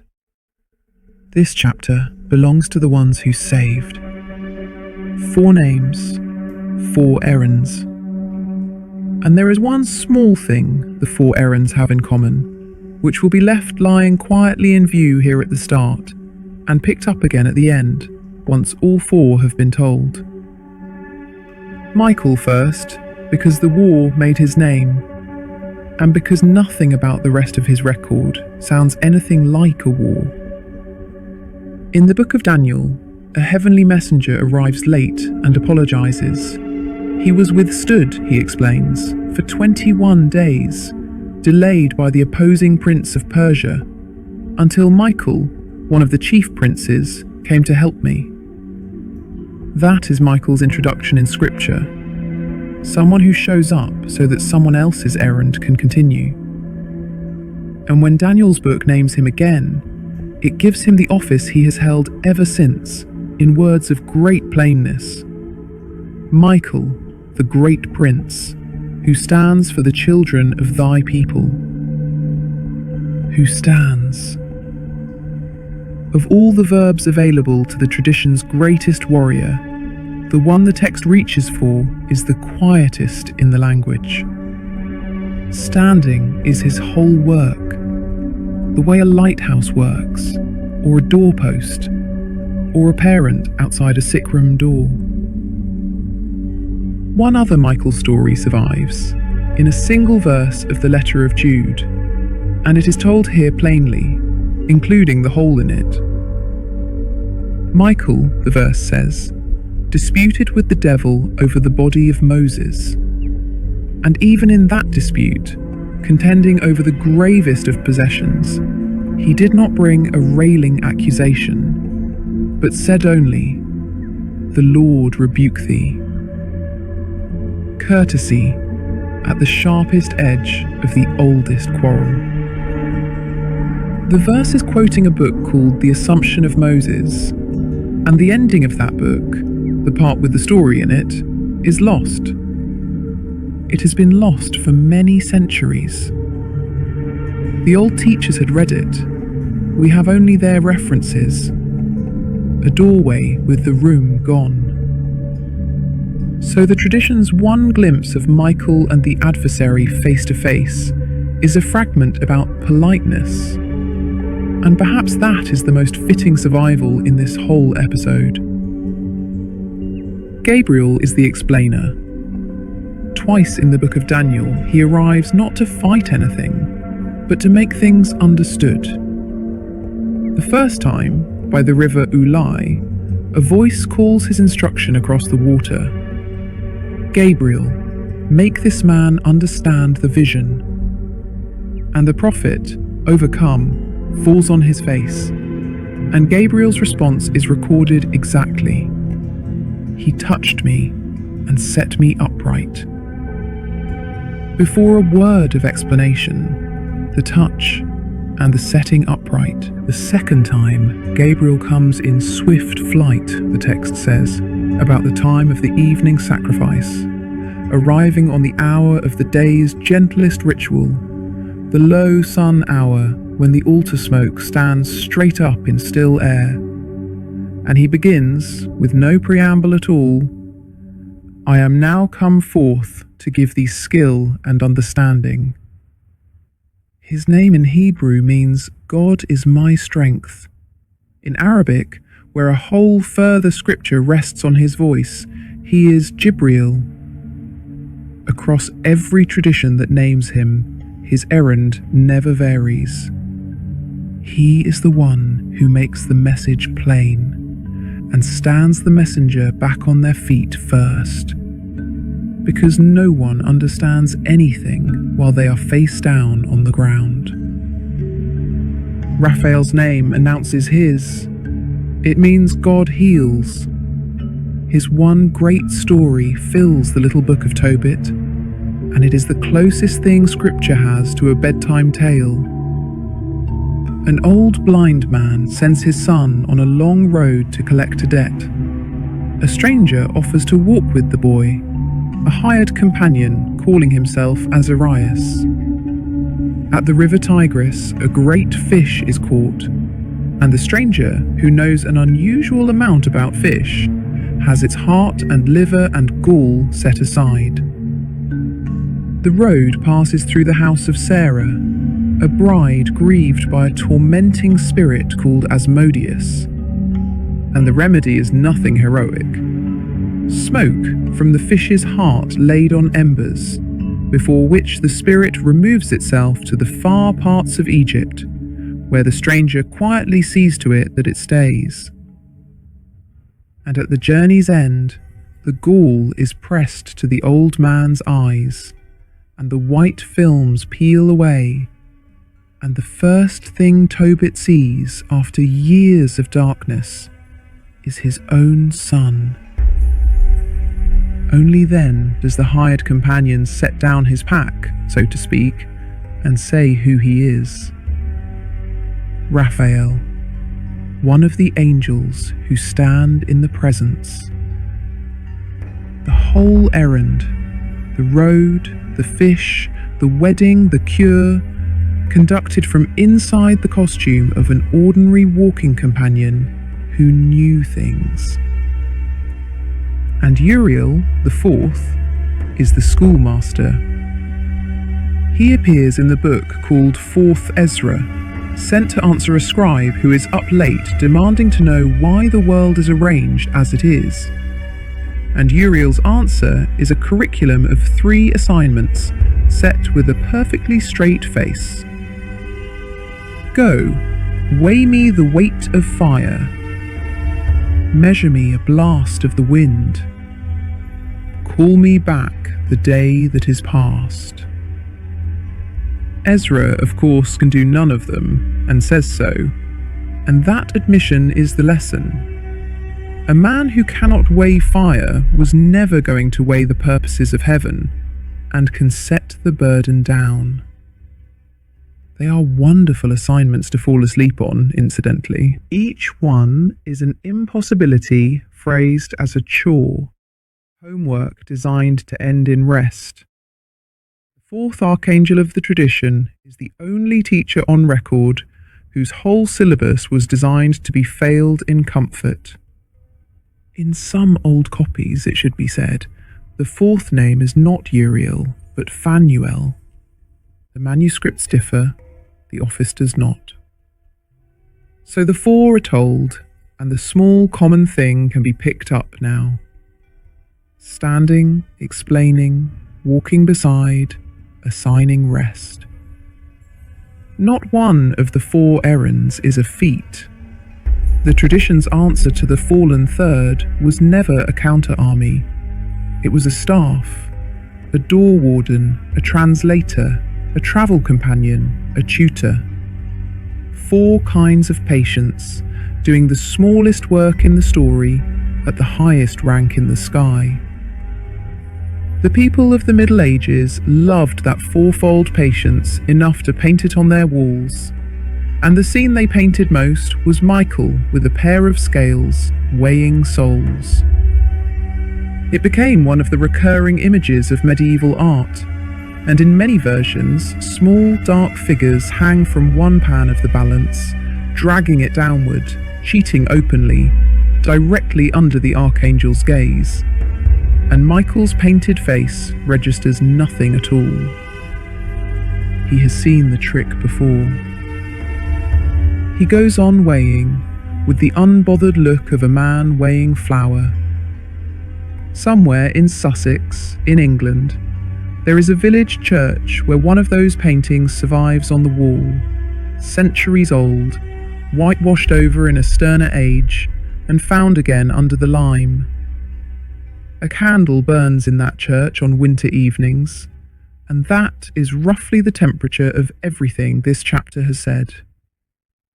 The mightiest beings who stayed are pictured by the people who loved them doing shopkeeper's work, weighing, explaining, moving, standing. And underneath all 4 errands, unbroken the whole time, the song has continued. The same 3-fold word from the temple, the same music the war never managed to interrupt. The 4 go about their tasks inside it, the way lamplighters go about inside an evening, quietly, on rounds, at the pace of what lasts. The morning star has risen a little further over the ridge while they worked. The valley below the terrace is still asleep, and standing over it, all night, every night, has never once been anyone's emergency.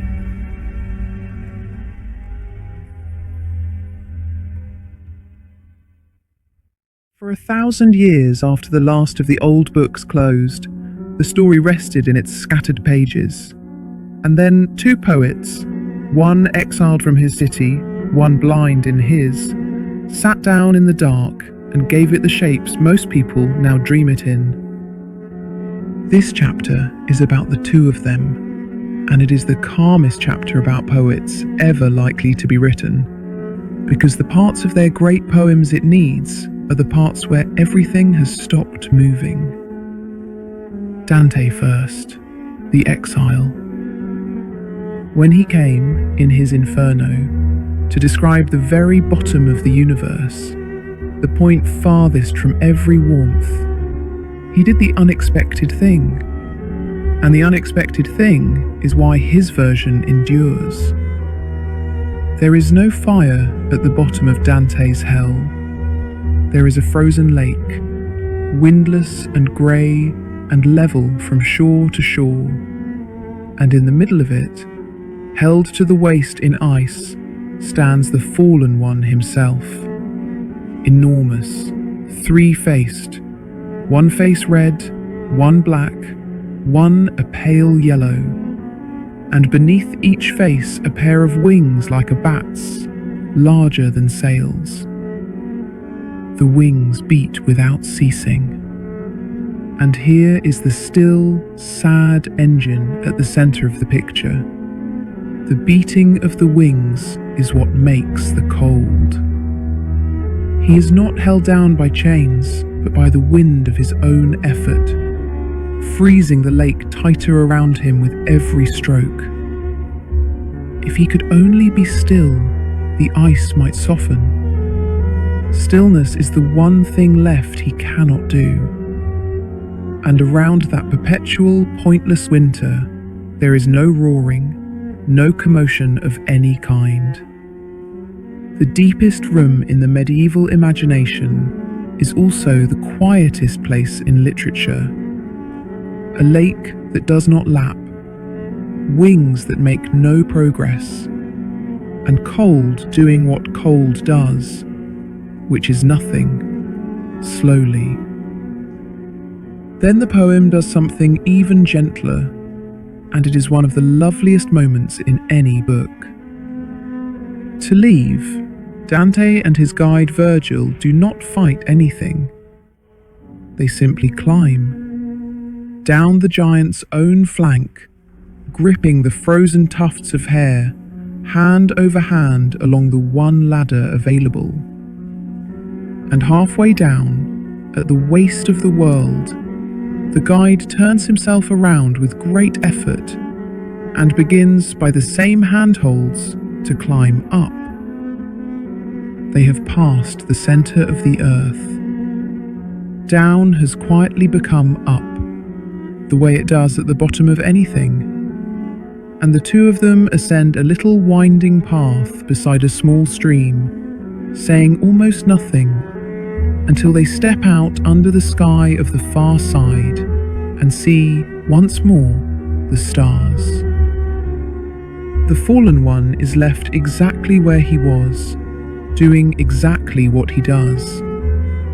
He is not defeated in the scene. He is simply no longer the direction anyone is going. Milton came 3.5 centuries later, and his part of this chapter is really a bedtime story about working method. He was completely blind when he composed Paradise Lost. Blind for years already. And so the grandest poem in the English language was made entirely in the dark, at night, in his head. He would lie awake and build the verse line by line, holding what he built, 20 lines, 30, sometimes more, in memory until morning, the way a careful servant carries a full tray up an unlit stair. And in the morning, he would call for whoever was in the house, his daughters, a hired secretary, whoever could hold a pen, and dictate the night's cargo. And the coal settling in the grate and the quill scratching along to a measured voice were, for some 10 years, the whole industrial process of English epic. He had his own account of where the lines came from. His celestial patroness, he called her, a heavenly visitor who came to him nightly, unasked, and brought the verses while he slept, or near slept. He believed the poem was, in some sense, dictated to him first. Whatever one makes of the claim, the picture is worth keeping. The blind old Republican in his bed in Restoration London, receiving the war in heaven the way Enoch received his answer, in the dark, at rest, without effort, and paying it forward each morning across somebody's breakfast. What his dictation built, this episode borrows only the furniture of. Deep in the first book, the fallen host raise their capital, pandemonium, and it does not get hammered together. It rises out of the ground, Milton says, like an exhalation, like a breath the earth lets go. A palace of Doric pillars and golden architrave, its roof hung with starry lamps and blazing cressets fed with naphtha, giving light, he says, as from a sky. An artificial heaven, lit by burning pitch, indoors. And to fit inside their own hall, the numberless host politely shrink themselves small, dwindling to the scale of bees at a hive door. The grandest crowd in the poem, folding itself away like linen, so the meeting can begin. It should be said once, plainly, that most of what people picture when they picture the war itself, the 3 days of battle, the cannon the rebels invent, the mountains lifted and thrown, the loyal seraph who argues and returns, the famous line about reigning in hell, is Milton's embroidery, stitched onto the few quiet verses this episode read in its 5th chapter. The scripture gave him 2 sentences. He gave it back 10,000 lines. And the world has preferred his version ever since, and no harm done, so long as the label stays on. The paperwork survived, which is the homeliest miracle in this whole episode. The contract for Paradise Lost still exists, signed in April of 1667 with a printer named Samuel Simmons, and its terms are recorded with perfect clarity. £5 down, and £5 more when the first edition of 1,300 copies had sold. £10 all told reached the poet in his lifetime, for the poem about the war in heaven. The document itself lies today in the British Library in London, catalogued, conserved, viewable, the war's second great physical relic to set beside the papyrus leaf in Dublin. 1 page of Greek from the 3rd century, 1 sheet of legal English from the 17th. The entire cosmic catastrophe of the tradition, reduced at both ends to things that fit in an archivist's folder. The first edition came out in 10 books. 7 years later, Milton redivided it into 12. And that small tidying, done in his last year, was the final touch any hand of genius laid on the story of the Fall. Both poets have been asleep for centuries now, and the chapter can settle on that. The exile finished his poem, and it ends, famously, on the stars. The blind man finished his, and died with the war in heaven safely on paper at last, where it has stayed. Nothing in either poem waits for anyone. The ice holds its giant. The lamps burn in the pitch-lit hall. The verses lie in their lines, like tools in a drawer. Literature is where the old war went to stop happening, and it stopped there so thoroughly that it can now be read at midnight, slowly, by people trying to fall asleep, which is, of all the endings the war could have found, the least likely and the most complete. Above the terrace, the sky has begun to thin toward morning, and the star is still climbing, patient as a poem, and the snow below it has turned the grey blue of a page before the lamp is lit. Long after the theologians had closed their books, the country people of the far northwest kept their own ending for this story, and it is the kindest ending anyone ever gave it. In their telling, most of the fallen never reached anywhere terrible at all. They simply stopped where they were.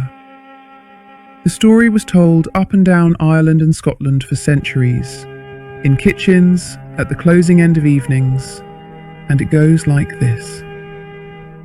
When the great quarrel happened in heaven, there were angels who took neither side. They were not rebels. They were not soldiers of the light either. They hesitated, which is, of all the failings in this episode, the most human one yet. And when the gates were shut, the hesitators were caught mid-fall, between one home and another, and there they were left. Not good enough to be saved, the telling says, and not bad enough to be lost. So they stayed where the shutting of the gates found them. The ones falling through the air remained in the air.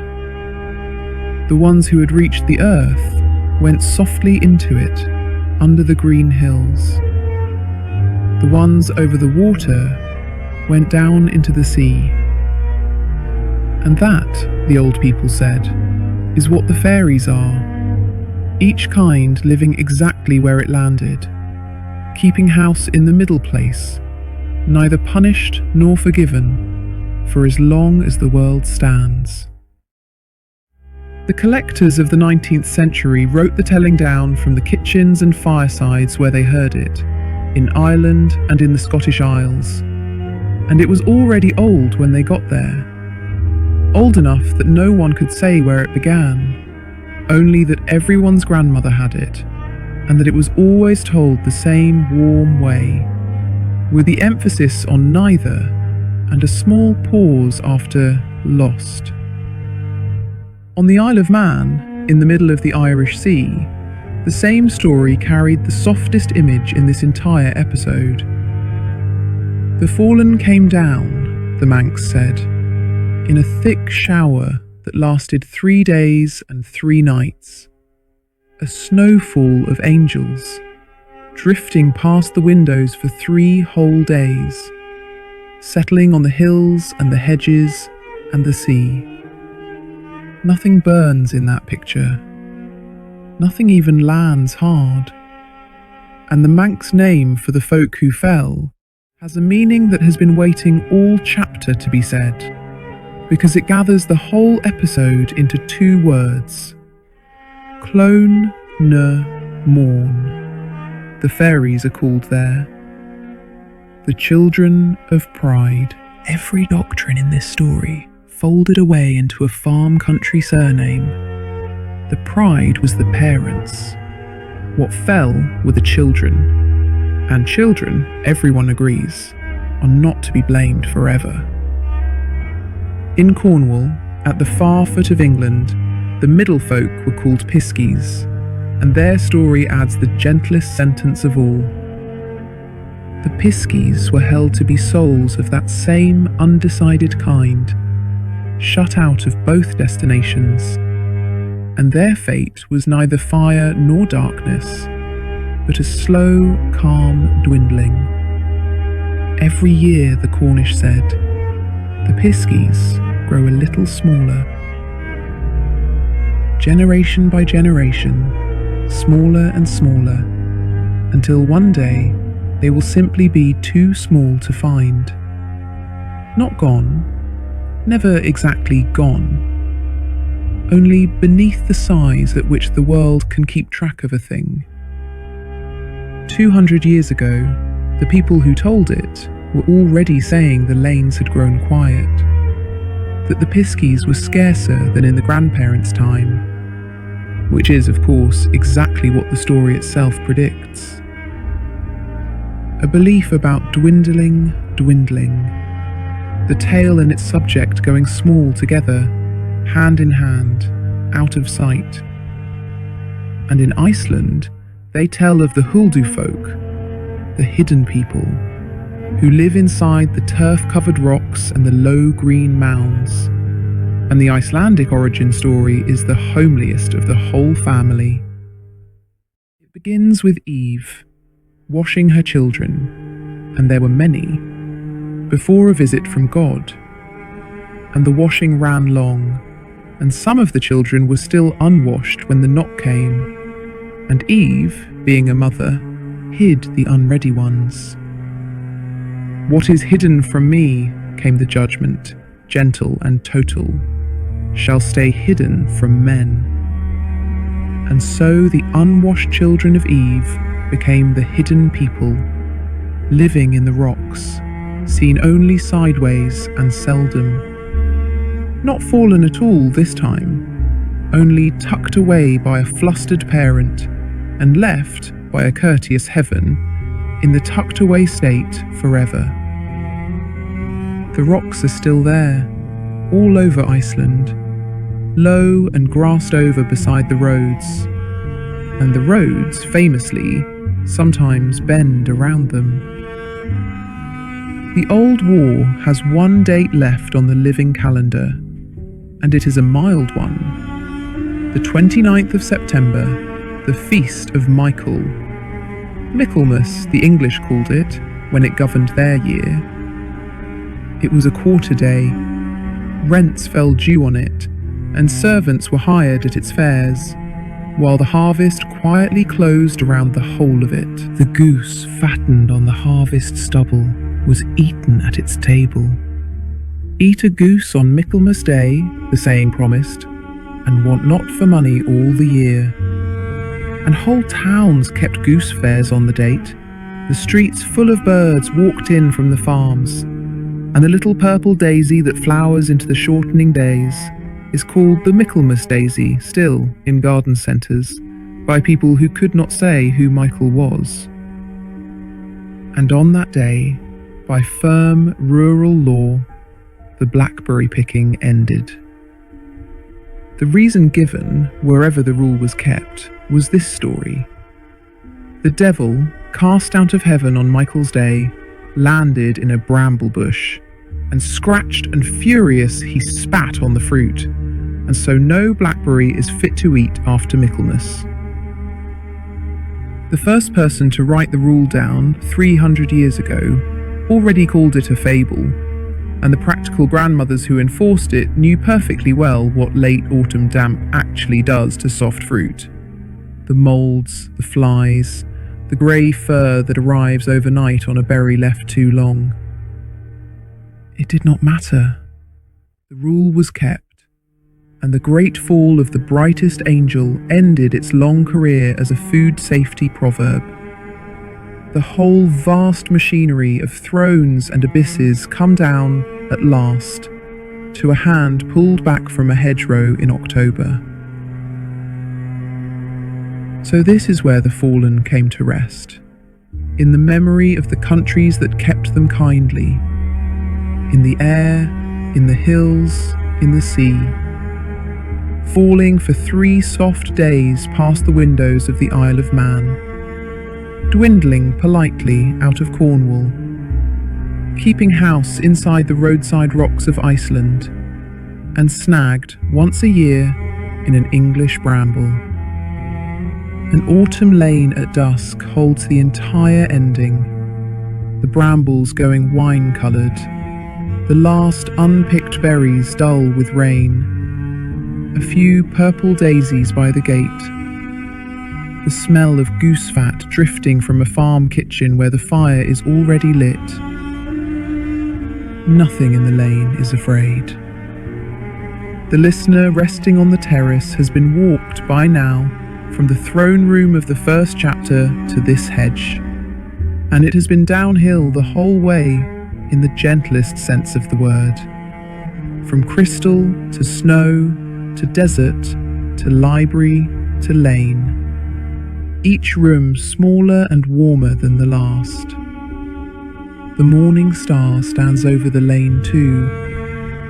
It stands over everything in this episode that has been its work all night, and under it the fallen of the folk tales are all safely stowed in their rocks and hills and showers, none of them burning, none of them lost, all of them simply living where they landed, the way, in the end, everyone does. The terrace again then, for the last time tonight. The same flagstones, the same still air. The night has moved on around it while the story was being told. The deep blue of the first hour has thinned imperceptibly toward the grey that comes before colour, and the morning star stands higher now over the ridge, near the top of its climb, close to the place where the day will take it. Nothing is pending anywhere in the story. It is worth saying that slowly, once, the way a house is checked before sleep. The bound are resting in their deep keeping, on schedule, under rock and hills and 70 patient generations. The 4 who stayed are out on their rounds, standing, explaining, walking beside somebody, setting homework that cannot be done.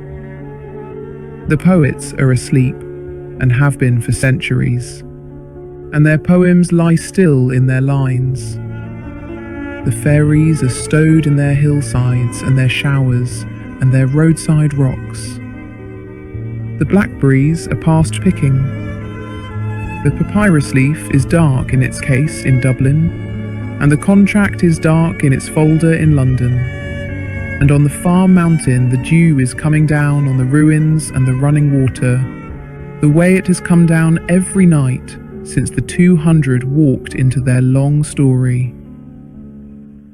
Every door in the episode has been closed gently behind it. Somewhere among the closed things, a small crimson thread is still waiting, with no appointment, to turn white. It can wait. Waiting is what it is for.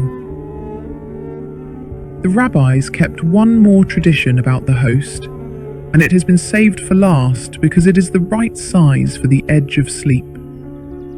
Some of the ministering angels, the old teaching says, are not ancient at all. They are created new each morning out of the river of fire that flows before the throne. They rise from it, and they sing their song, one song once, and by evening they are gone, back into the brightness they came from, and the next morning the river gives up new singers who have never sung before. It is not told as a sorrow. It is told as housekeeping. This is how the music is kept fresh. And inside it is the gentlest doctrine in this whole long night, that even in heaven, most songs are sung only once. Once is the normal number. Once is enough. The song that has run under this entire episode is made, in part, of voices that each lasted a single day, and it has never for one moment sounded thin. And the light over the ridge, the light this all began with, is doing, at this exact hour, the thing it has always done. It did it over Babylon, and over the poet who borrowed it for a taunt. It did it over the translators, and over the careful readers who slowly bent its name. It did it over the mountain of the oath and the springs of the young river, over the desert of the bindings, over the ice at the bottom of one poem and the blind bed at the start of another, over the goose fares and the bramble hedges. It rises and brightens and is taken in by the morning and asks nothing of anyone. And it has never once, in all the ages of the story, been anywhere but where it was supposed to be. The mountain is only a mountain now. The light is only a light. The valley below the terrace will wake soon, but not yet. For now there is just the light, growing, and the cold going soft at its edges, and a greyness that is very slowly becoming the colour of things. Whoever is still listening does not need to be. The story is over. It was over long before it was told. It asks nothing. It keeps no score of who heard the ending. The stone terrace holds its stillness. The snow lets go of its blue. Anyone still awake can put the night down now, the way a book is put down, without marking the page, because the story will be there tomorrow, and the light will be there tomorrow, and neither of them minds being left. The air eases. The valley rests. The light stands over the sleeping ground, the way it has stood over everything else in this story, patiently, at a distance, asking nothing. It is nearly morning where the mountain is. It is night where the listening is, And the night is doing what nights do, holding everything, asking nothing, letting the light climb the last of the way alone. The house of the world is quiet now. Everything in it has been put away. Everything in it is held. Sleep.